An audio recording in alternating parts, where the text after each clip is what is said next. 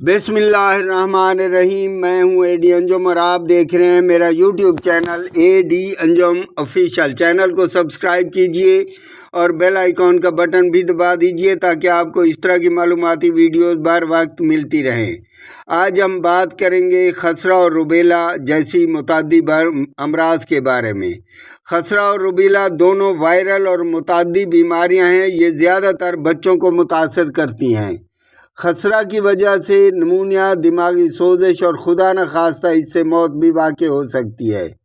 खसरा की इब्तदाई अलामात में जल्द पर सुर्ख दाने, बुखार, आँखें सुर्ख होना, खांसी, नाक बहना, ज़ुकाम, जबकि रुबेला का शिकार बच्चा में इब्तदाई तौर पर हल्का बुखार, सर दर्द, बेचैनी, बंद या बहती नाक, गले में दर्द, सोजिश, आँखें सुर्ख और गर्दन के पिछले हिस्से यानी कानों के पीछे बढ़ी हुई मुदाफ़ती गिल्टियाँ होती हैं।